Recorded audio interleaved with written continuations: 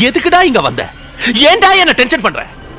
எங்க பார்த்தாலும் 1987 ഗുജറാത്തിലെ മുനിസിപ്പൽ കോർപ്പറേഷൻ ബി.ജെ.പി പിടിച്ചു.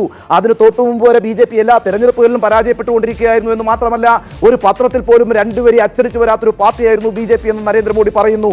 87 മുനിസിപ്പൽ കോർപ്പറേഷൻ അഹമ്മദാബാദിൽ പിടിച്ചെടുത്തതിന് ശേഷം കഴിഞ്ഞ 2.5 പതിറ്റാണ്ട് കാലമായിട്ട് ബി.ജെ.പി ആണ് ഗുജറാത്ത് ഭരിച്ചുകൊണ്ടിരിക്കുന്നത്. ഈ മുനിസിപ്പൽ കോർപ്പറേഷനിൽ നിന്നാണ് ബി.ജെ.പി അതിന്റെ തേരോട്ടം ആരംഭിച്ചത് എന്ന് നരേന്ദ്രമോദി പറയുന്നു. അതുകൊണ്ട് തിരുവനന്തപുരം പിടിച്ചതോടുകൂടി തന്നെ കേരളത്തിലേക്ക് ഒരു വാതിൽ തുറക്കപ്പെട്ടിരിക്കുകയാണ്. ഇനിയിപ്പോൾ കേരളം ഭരിക്കാൻ പോകുന്നത് ബി.ജെ.പി ആണ് എന്നാണ് നരേന്ദ്രമോദി പ്രഖ്യാപിച്ചിരിക്കുന്നത്. ഇപ്പോൾ NSSും SNDPയും കൂടി യോജിച്ചിരിക്കുകയാണല്ലോ. അവരൊരു ഹിന്ദു ഐക്യത്തിന്റെ പാതയിലാണല്ലോ. അതിന്റെ ഗുണഭോക്താക്കളാക്കാൻ പോകുന്നത് ബി.ജെ.പി ആണെന്ന കാര്യത്തിൽ ബി.ജെ.പിക്ക് ഒരു സംശയമില്ല.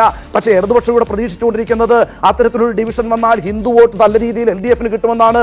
ചരിത്രത്തിൽ അങ്ങനെയൊന്നും സംഭവിച്ചിട്ടില്ല. ഒരു കാര്യം ഓർക്കേണ്ടത്, ഞാൻ നേരത്തെ സൂചിപ്പിച്ചതുപോലെ 58 ഈ പറയുന്ന ഈഴവരും നായരും ഒന്നിച്ചത് ആദ്യത്തെ കമ്മ്യൂണിസ്റ്റ് സർക്കാരിനെ അട്ടിമറിക്കാനായിരുന്നു എന്ന കാര്യം LDF മറക്കണ്ട. ഇതിന്റെ യഥാർത്ഥ ഗുണഭോക്താക്കളാകാൻ പോകുന്നത് ബി.ജെ.പി ആണെന്ന കാര്യത്തിൽ ഒരു സംശയവും സർജിക്കൽ സ്ട്രൈക്കിലില്ല. ഞാൻ പിന്നെ പ്രത്യേകിച്ച് ഇവിടെയുള്ള മറ്റുള്ളവരെ പോലെയല്ല, ആത്മാർത്ഥതയുള്ള കൂടുതലാണ്. മാത്രവുമല്ല കേട്ടോ, കോൺഗ്രസിനെ അദ്ദേഹം വിശേഷിപ്പിച്ചിരിക്കുന്നത് ന്യൂനപക്ഷങ്ങളെ പ്രീണിപ്പിക്കുന്ന പാർട്ടി എന്നാണ്. MMC എന്ന് നേരത്തെ തന്നെ നരേന്ദ്രമോദി ഒരു നിർവചനം കോൺഗ്രസിന് നൽകിയിട്ടുണ്ട്. മാവോവാദി മുസ്ലിം ലീഗ് കോൺഗ്രസ് എന്നാണ് അദ്ദേഹം വിളിക്കുന്നത്. മാവോവാദികളുമായി ഐക്യപ്പെടുന്നു. ആരാണ് ഈ മാവോവാദികൾ? അവർ ആഭ്യന്തര ശത്രുക്കളാണ്. അതിനോടൊപ്പം തന്നെ ന്യൂനപക്ഷമായ മുസ്ലിങ്ങളോട് ഐക്യപ്പെടുന്നു. അങ്ങനെ ഒരു പാർട്ടിയാണ് കോൺഗ്രസ് എന്ന് പറയുന്നു. എന്ന് മാത്രവുമല്ല, ഒരു നാണയത്തിന്റെ രണ്ട് വശമാണ് ഈ UDFും LDFും എന്നാണ് അദ്ദേഹം പറഞ്ഞിരിക്കുന്നത്. അതൊരു കൂട്ടുകച്ചവടമാണ്, അഡ്ജസ്റ്റ്മെന്റ് രാഷ്ട്രീയമാണ് അവർ നടത്തിക്കൊണ്ടിരിക്കുന്നത്. അതിനെതിരായിട്ടൊരു മൂന്നാം ശക്തി ഇവിടെ ഉയരേണ്ടതുണ്ട്. ആ മൂന്നാം ശക്തി മുന്നോട്ട് വെക്കുന്ന രാഷ്ട്രീയ മുദ്രാവാക്യം എന്ന് പറയുന്നത് സദ്ഭരണമാണ് എന്ന് കൂടി നരേന്ദ്രമോദി എന്ന് പറഞ്ഞിട്ടുണ്ട്. എനിക്ക് ആദ്യമേ ആ ചേച്ചിയെ സംശയം ഉണ്ടായി.